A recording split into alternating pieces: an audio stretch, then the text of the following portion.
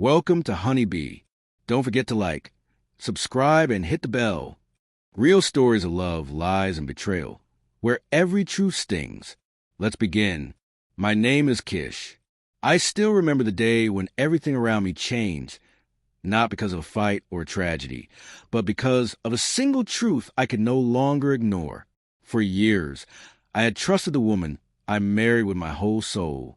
I believed in her laughter, in her gentle hands, and in every promise she ever whispered to me on sleepless nights.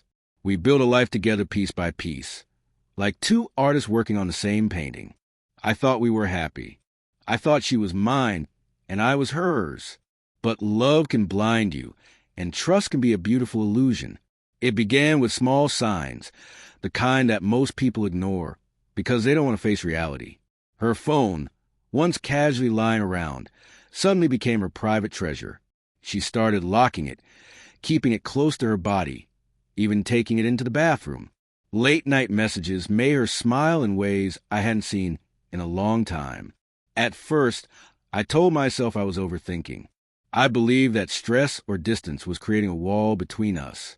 But my instincts whispered something different, a quiet storm forming behind closed doors. Our conversations became shorter, her laughter felt forced, and her eyes often drifted somewhere else when I spoke. Nights that used to end with warmth and soft words turned cold and silent. She said she was tired, said work was overwhelming. I wanted to believe her so badly. I wanted to hold on to the woman I thought I knew, but love without honesty is like a house with a cracked foundation. It eventually collapses. One evening, she told me she was going to a friend's birthday dinner. She wore a dress I'd never seen before, with a glow in her eyes I hadn't felt in months. I offered to drive her, but she refused, saying she'd meet her friends directly. When she left, something in me wouldn't stay still. I sat in the living room for an hour, then another. My mind spun in circles, battling between trust and suspicion. Eventually, I got up, grabbed my jacket, and followed the quiet echo of my gut.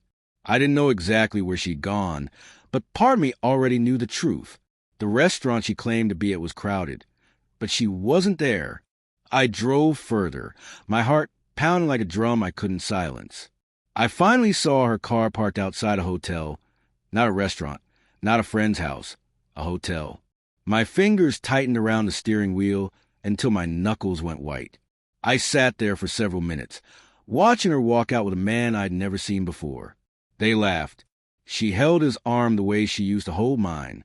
Her smile was brighter than it had been in months, because it wasn't meant for me anymore. My breath grew heavy. My body felt both numb and burning. I didn't confront her that night.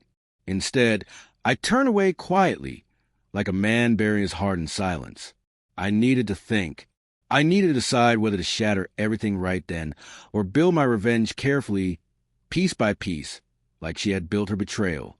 Over the next few weeks, I played the role of the loving husband. I made her breakfast, smiled at her lies, kissed her forehead when she returned home late. She had no idea that I had already collected the broken pieces of her deception. I installed quiet reminders, screenshots of messages, photos, timestamps. Every moment of her betrayal was recorded, waiting to be revealed when the time was right. I wasn't to scream or beg or cry. I wanted her to feel the weight of what she had done, to drown in the silence she had created. One night, as she got ready to meet him again, she came to me with the same sweet tone she used to use when we first fell in love. She kissed my cheek and said, "Don't wait up for me." I looked into her eyes and smiled, cold, distant, but calm. She didn't notice. Betrayers rarely see the storm before it hits. When she left, I made my move. Every joint account, every shared asset, every legal thread between us, I had already untangled them silently over the past weeks. The house was no longer in both our names. The investments had been shifted. Her financial comfort, the life she built standing next to me, was already slipping away, and she didn't even realize it. She thought she was clever. She thought she could live a double life forever. But betrayal has a price. The night she returned home, she found the living room almost empty. I had taken everything that was mine, down to the smallest photograph. On the coffee table lay a simple envelope, Inside it were the pictures of her holding him, their hotel bills, and a sign said divorce papers. There were no long speeches, no shouting, no violence. Just a quiet, icy truth staring back at her.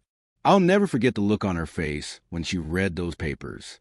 Her hands trembled, her lips parted, and for a moment I saw the panic flash across her eyes. She knew her lies were no longer hidden. She tried calling me, over and over. I didn't pick up. I wanted her to sit in the silence she created with her own hands. The next morning, she came to my temporary apartment. Her eyes were swollen, mascara streaked down her face, and her voice cracked as she said my name. She begged me to listen, to give her a chance to explain. I didn't need her explanations. I had seen the truth with my own eyes. She spoke of mistakes, of how it didn't mean anything, of how she still loved me. But love doesn't look like hotel rooms and secret messages. Love doesn't feel like lies. I stayed calm. I didn't yell.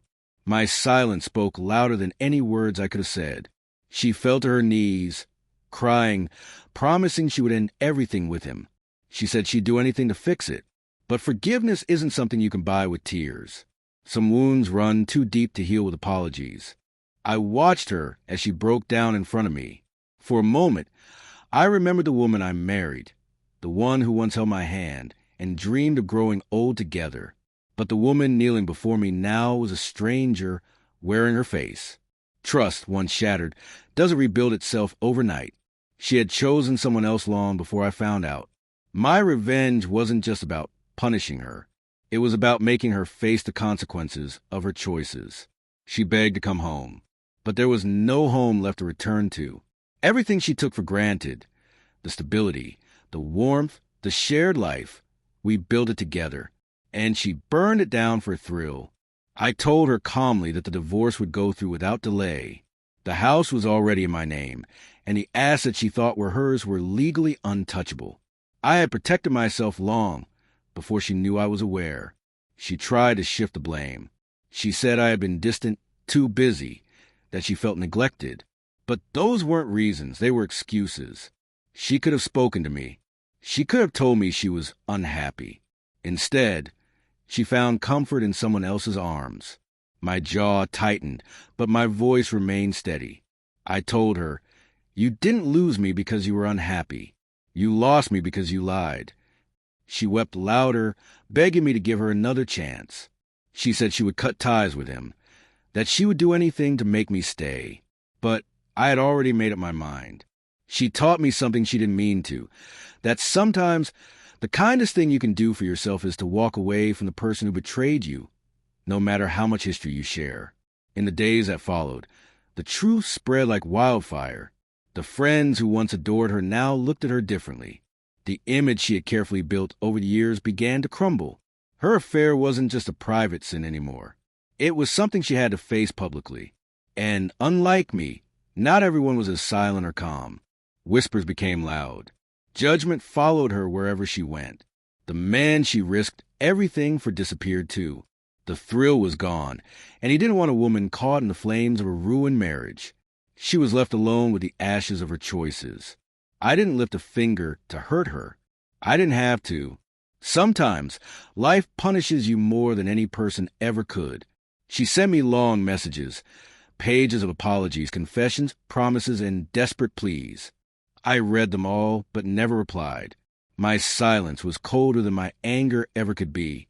She wanted me to react, to yell, to fight, because if I did, it would mean there was still a piece of me holding on.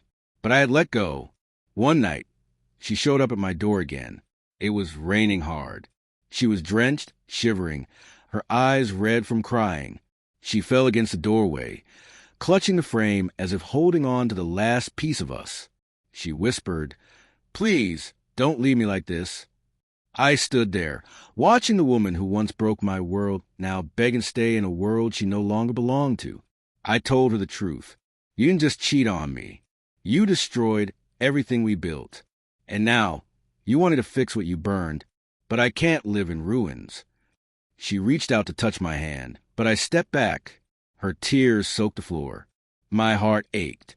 Not because I still loved her, but because love had turned into something unrecognizable. Revenge doesn't always come with screaming or cruelty. Sometimes it's as quiet as a door closing for the last time. I watched her walk away that night, her shoulders shaking with every step, and I knew she understood that forgiveness wasn't coming. Not now, not ever. Months passed. The divorce was finalized. I rebuilt my life slowly, piece by piece. It wasn't easy, but it was honest. I found peace in my solitude, strength in my pain. I learned that betrayal doesn't define your worth. It defines theirs. She tried to reach out several more times, but every call went unanswered. I didn't block her. I just let the silence speak for itself. Her life changed drastically. The man she betrayed me with had vanished from the picture. Her friends distanced themselves. Her reputation shattered. The security she once enjoyed was gone. She stood on the outside of a world she once took for granted. Looking in, she had everything, and she lost it not because of me, but because of her own choices. I didn't forgive her, not because I was cruel, but because some betrayals are too deep to mend. She begged for forgiveness, but I wasn't the same man she betrayed. I had changed. Pain has a way of reshaping people into something stronger and colder. The last time I saw her, she approached me in a quiet cafe months later. She looked tired, smaller somehow, like the way her own guilt had carved pieces out of her.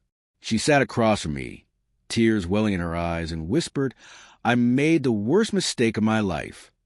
I looked at her calmly and replied, "Yes, you did."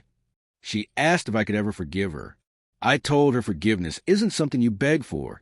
It's something you earn, and she had done nothing to earn it. I got up, walked out, and didn't look back. Her sobs echoed softly behind me, but they didn't shake me anymore. My revenge wasn't about destroying her. It was about taking back my power, about letting her feel the weight of her betrayal, without lifting a single weapon. She burned the bridge, and I made sure it stayed that way. I built a new life, not out of hate, but out of the ashes she left behind. She still reaches out sometimes, sending messages that I never replied to, but the man she once knew no longer exists. In his place stands someone who learned that silence can be the sharpest form of revenge, and walking away can be the loudest answer.